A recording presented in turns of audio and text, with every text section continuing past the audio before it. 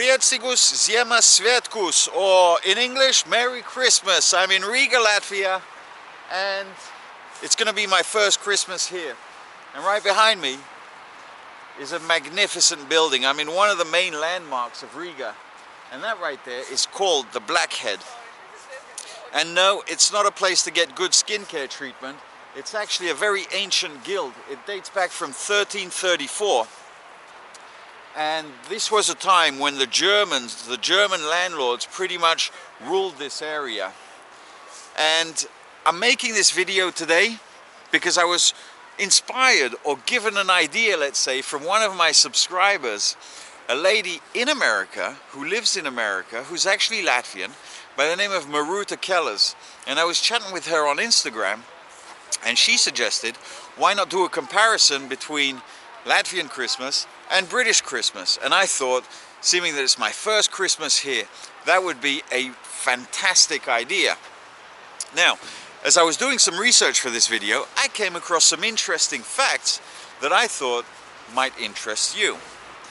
And I fell into some of the Latvian exports, things that they're maybe not famous for, but you will be familiar with their products. And the first one is the Pringle potato chip. Now, did you know that the final recipe, the patented recipe for the Pringle potato chip, was actually patented by a guy called Alexander Liepa. He worked for a company called Procter & Gamble in America, and they were trying out Pringles. They wanted to make this, and they just couldn't get it right. They couldn't get the flavor right. They couldn't get the recipe right. Their idea was to make a potato chip that you could actually consume anywhere, because at the time they didn't have these modified atmosphere packs where you get a bag of potato chips and it's blown up like a pillow so the chips don't get crushed. So they created the Pringle, and it was a Latvian that made it as we know it today.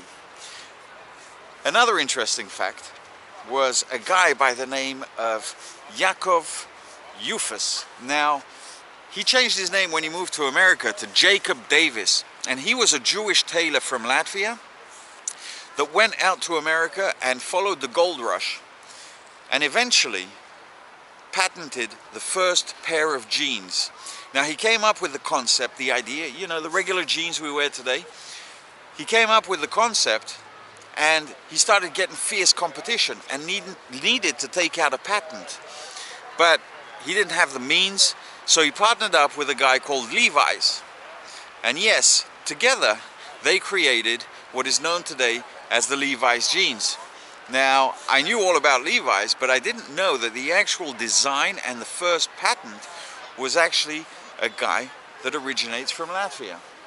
And finally, guys, and the reason why I'm actually doing this is that right there is by far the most popular, the most famous Latvian export there is, the Christmas tree. And if you look at that spot right there, there's like a metal tree that's there all year round. That right there is the spot where they erected the first Christmas tree in the year 1510. And this guild right here, they were celebrating Christmas, and they had the idea to put up a tree, have a nice party out here, a good piss up, and then they set the tree on fire, which I believe is a very old pagan tradition. And it's amazing that it all started right here. So if you're sat in your living room or in your office or wherever you may be consuming this, and you happen to see a Christmas tree at this time of year, know that it started right here, and now it spans all over the world.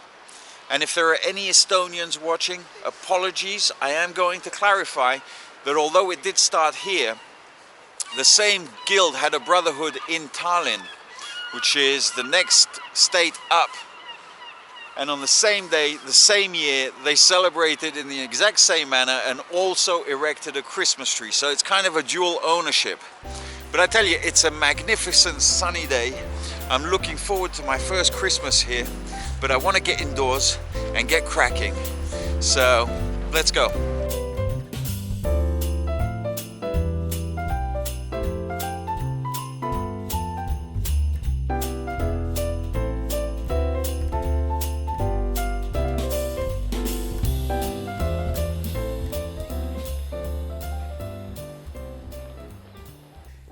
It's absolutely freezing out there tonight, and before we get into this, I need to warm up.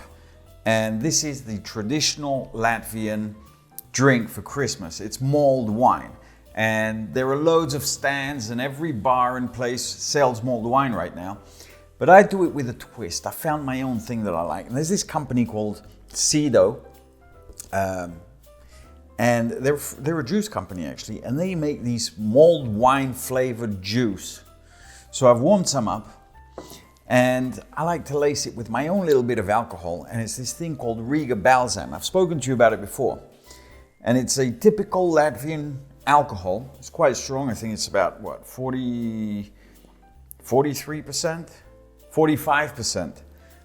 And the first time I ever tried this, I was like, what the hell is that? But honestly, I've grown to like this stuff, and this is my mulled wine. I warm this up, and then we just pour in a little bit of this, and yeah, why not? Oh well, we're out. We're gonna have to get some more.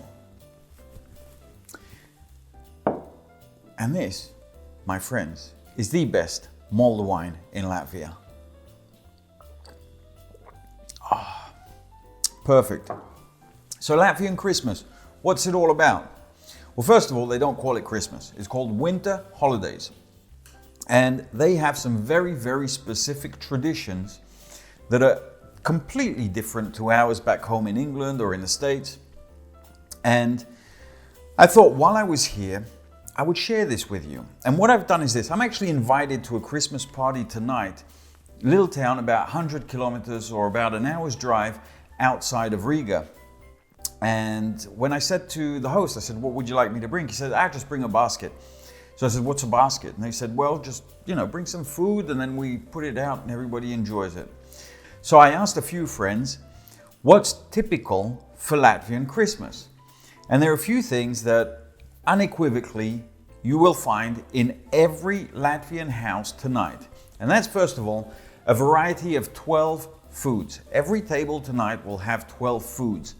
I'm not 100% sure what that represents, whether it's the months of the year or what exactly, but the number is 12. And we have 1, 2, 3, 4, 5, 6, 7, 8, 9, 10, 11, 12. Mandarins count too. And I'm going to start with the most unusual one. And that's this thing. I've never seen anything like this before. And what this is known as grey peas. Now, I've never seen them anywhere else other than in Latvia.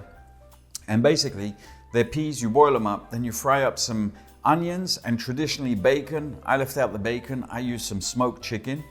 And then you combine it all, and then I had to put my own little twist to it with different, bits and pieces and spices. But it really came out delicious. And what this actually represents, apparently, the peas, represent tears, and you eat these so as you avoid having tears in the coming years. So we can all do with that. So let's see. Now, this is so good. I'm not tasting it for the first time. I've actually had them before, but they're really unusually good for something you've never even heard of before.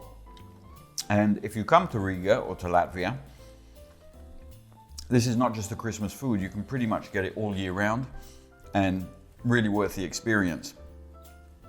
So, those are the peas. Next, the most common thing people told me was a salad called russols.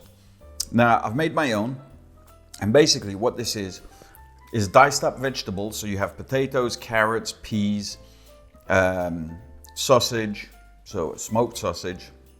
I took turkey, bit of mayo, and then I added some salt and white pepper just to give it a bit of a kick. And I tell you guys, I absolutely love this salad. This is the kind of salad I could eat every single day. And it's called russols. It's very similar to the Russian olivier. But tonight we're celebrating Latvian Christmas. So tonight it's russols. And the roots in the salad represent health. So it has carrots, it has potatoes. So every root vegetables that we're eating today actually represent health. Next are these piragis, which are very common in many countries here. And they are here to represent surprise, I guess, to have some pleasant surprises during the year. I've made 3 different varieties. I was told to make them with cabbage. I was told to make them with sausage and onion. And I decided I was just going to make some cheese ones with cheddar, which I thought would be a difference for the people. So let's see what we're getting here. What surprise have we got? We have sausage and onion. And I tried these before when they just come out the oven. They were amazing. So I made them all identical, so as I couldn't identify which ones were which, and to really get a surprise. Another food that's traditional, and I've seen in other places too, is this salad right here, which I can't remember what it's called in Latvian, but it's a layered salad where you have herring at the bottom, then layers of carrot, beets, potato. I've had it with walnuts inside, with apple, and it's topped off with grated egg yolk, hard egg yolk grated on top to give it this lovely finish. And this is really a lovely salad. In Russia, this is known as silotka pachuba. So basically it means silotka, which is a herring in a fur coat. So, And honestly, when I eat it in Latvia, I prefer it because I prefer the herring they use in Latvia than they do in Russia. So, another traditional food for Latvia. Next we have the meat, specifically bird's meat or poultry. And I love how they smoke chicken here. So this is a smoked chicken that has some spices and herbs on top, and they're really delicious. And I'm just going to take a little piece here, because remember, I'm going out for dinner where I'm going to be bringing all this stuff and loads more that I've made. And that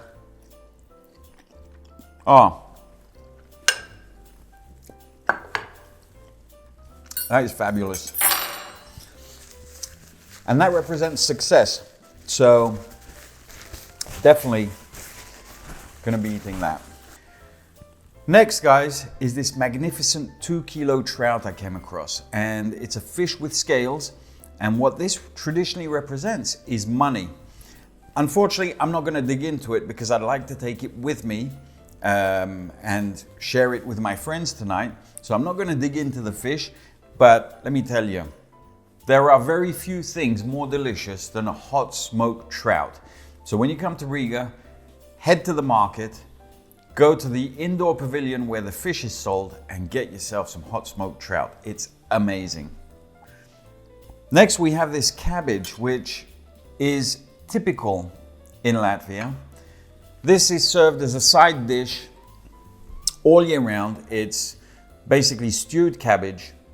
It's amazing, it's delicious. It represents strength, and we can all use some of that. And I really love this. Like I said, it's available all year round. It's served as a side dish. It's probably one of the most popular foods in Latvia. You know what? We're tasting. We're forgetting about the most important part, the mulled wine.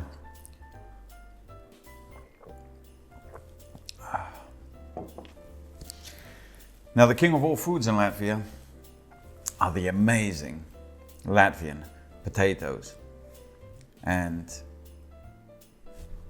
I just put them there because I like them. Nobody said you had to have them, but I just love them. Latvian roast, just crisp up, better than any other potato. I don't know if you can hear that.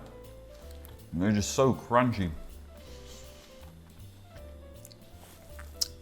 Moving on to the sweets. What we have here are 3 sweets. First we have the gingerbread, which is probably the most popular thing in Latvia during Christmas time. You find them everywhere. They're Christmas songs, they sing about them. They're called Piparkukas. And I can honestly say they are really delicious. And I got these little heart ones because apparently they represent love. And I don't know if you can hear this.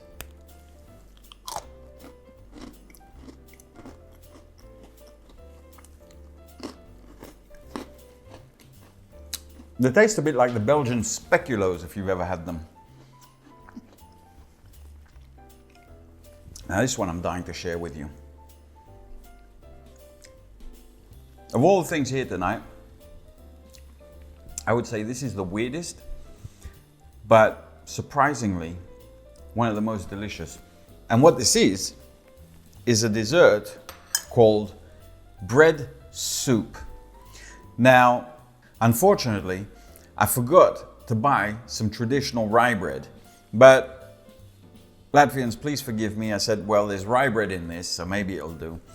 And it's dried fruits with rye bread. I don't know how it's made. I bought a pre-packaged one and I put a little bit of whipped cream on top. And this is actually a dessert, even though it's called a soup.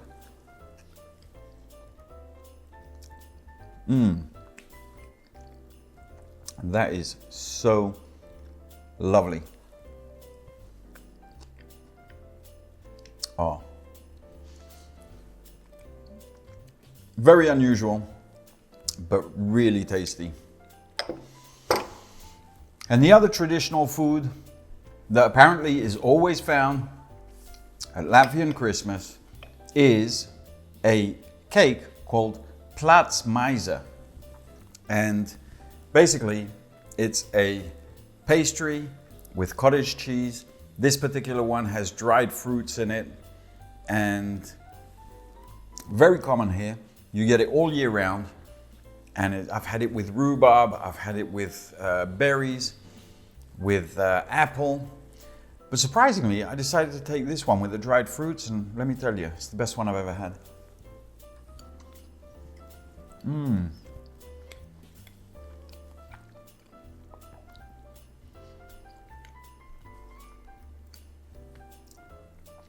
That is phenomenal. Well, that covers the foods. And in a few minutes, I'll be off to celebrate the Christmas with my friends. I just didn't want to bring all the equipment with me and suddenly start recording. But some of the few differences. Santa Claus does come to visit, but he doesn't come down the chimney at night, and the kids don't wake up to the gifts. The way it works here is that the kids write a letter to Santa, and then, whilst they're all out at church, on Christmas Eve, Santa comes round and delivers all the gifts and puts them under the tree. And then, when the kids come home, they perform either poems or songs or acts in front of the Christmas tree and get rewarded with their gifts. And there's going to be a few kids where I'm going tonight, so I'm looking forward to that. It should be a treat. Well, that's it for my version of Latvian winter holiday. Today, we're celebrating the Latvian way, but tomorrow, we're doing a Christmas the English way, a proper Christmas dinner. So, priecīgus Zemes svētkus! Cheers, guys!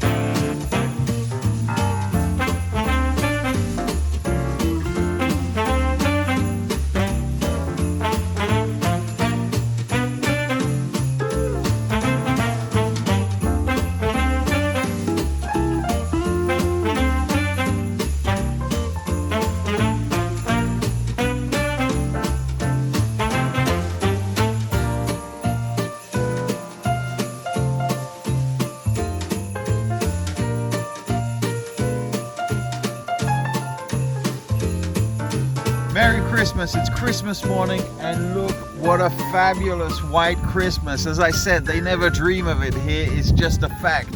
And we had a fantastic night last night, celebrated Latvian Christmas the Latvian way. But as promised, now I need to go home and get ready for the English Christmas.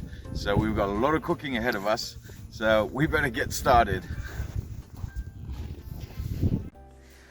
Well guys, I've been cooking all day and honestly I wanted to get a bit of footage from it, but anybody who's cooked a roast knows that coordinating and timing is everything and you can't start faffing around with cameras. I tried, and if I had maybe 2 or 3 of them I would have gotten better footage, but the thing is I needed to focus on the cooking and it just wasn't possible. Now let me tell you, in front of me right here is a traditional Christmas roast. Now, I want to share this with you because yesterday we did the Latvian thing, and today, you know, being away from home, it's always nice at this time of year to have a little bit of a taste from home. And the meat I've chosen is goose. Now, traditionally, it's a very traditional Christmas meat, but not so commonly used these days. People would rather use turkey or even chicken. But I like the traditional way, and I've gotten myself a goose. It's right there. It's enormous for one person. It's about 4.5, 5 kilos, but it's the smallest one I could get.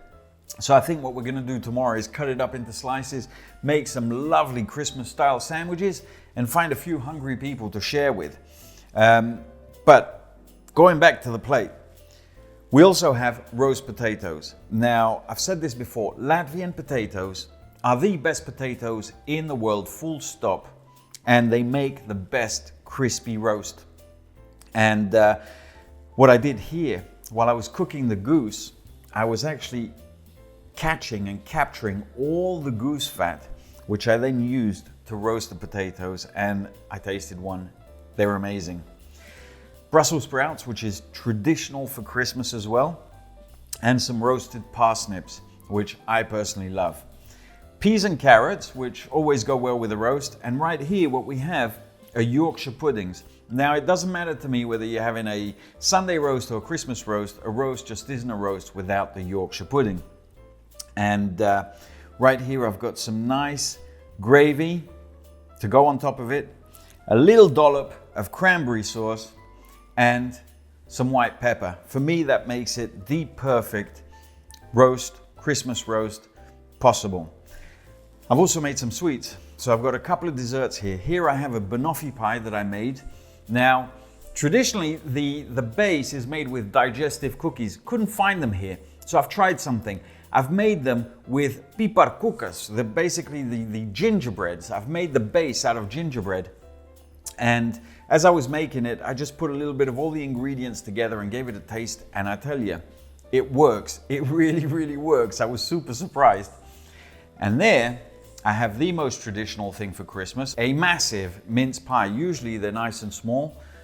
I didn't have a mold, so I made a huge mince pie. And what it is, it's basically a crust, a pastry, and on the inside is what you call mincemeat. Now, it sounds like something, you know, you would grind in a grinder, but it's actually not. There's no meat in it at all. Once upon a time there was, but today it's just a combination of all the different dried fruits and nuts, and you combine them together, and I found an outstanding recipe, once again recommended to me by one of my subscribers in America, Maruta, who gave me a link of a gentleman who has a YouTube channel here in Latvia, Baltic Homesteaders, and I tell you what, his recipe for this is absolutely phenomenal.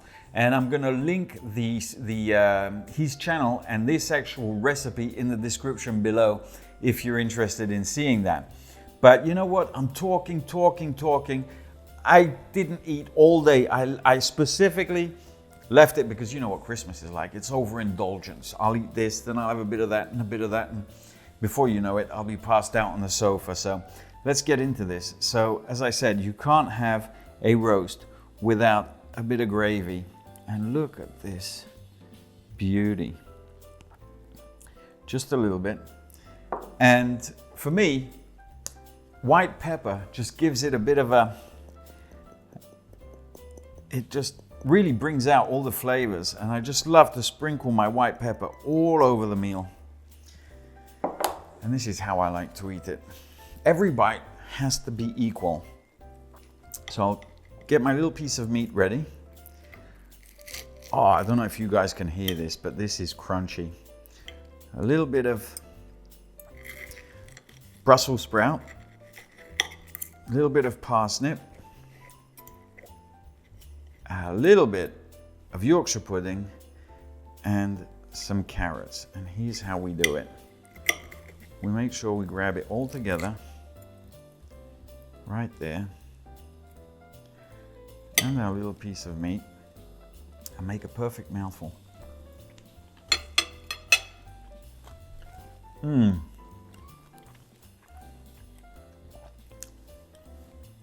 The true taste of Christmas.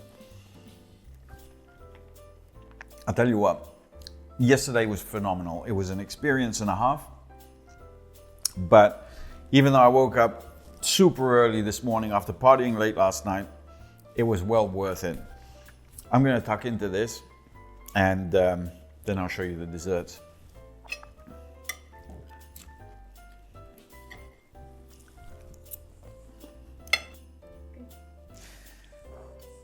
I'll tell you what, that roast was phenomenal.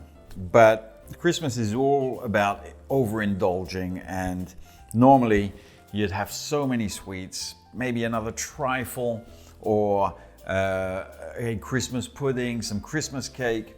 But for one, I think this is already excessive. So I'm going to share what I've done with you. Basically, this is a Banoffee Pie. It's a very traditional English pudding, which is, I mean, the name pretty much says it all. Banoffee Pie, banana and toffee pie. And it's a fantastic dessert. I don't know how it's going to come out of this mold, but let's try and get a nicer piece as possible. I don't know if you guys can see this, but that, sorry guys, being rude, that is absolute heaven. And what it is, it's a crust made out of biscuits. Normally, as I said, I would use digestives, but I couldn't find them, so I tried Piparkukas, which are gingerbreads, a bit like speculoos. There's a layer of toffee, which I made, bananas, which I didn't make, I just sliced them, and some clotted cream, basically whipped up very thick cream, and shavings of dark chocolate on top. And there's no sugar in the cream because everything else is so sweet. It just gives it that perfect balance. And this, my friends, is absolutely, oh, I don't know, maybe I'll start a cooking channel. This is just fantastic. And I'm gonna get back to that in a minute, because I also want to share this. Now right here, what I have is some custard. Every Christmas, I've always had custard, so I'm not going to change that tradition. Unfortunately, I had some genuine custard here with me. So, and this, let me show you, is basically a huge mince pie. And let me show you. So it's a lovely crust with raisins, prunes, a mixture of nuts, zest. I mean, I tell you, go and look at this recipe. It's really fantastic for the filling. If you want to know how to make the crust, message me and I'll send you the recipe. But this I will drop into the custard, just like that. Same spoon. And all I can say, guys, is that this makes Christmas. Merry Christmas.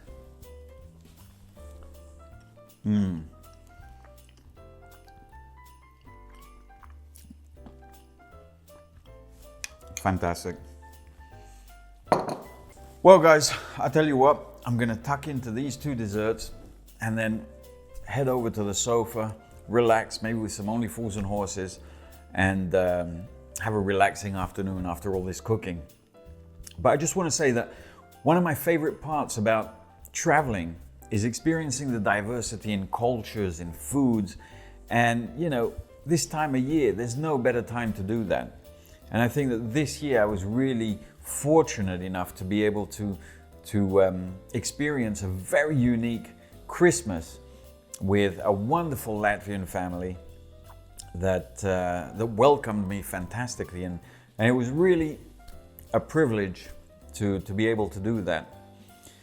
And I thought I would bring you on the ride with me and show a difference, show the difference between how they do it in Latvia to how we do it back home. And this is really what traveling is all about.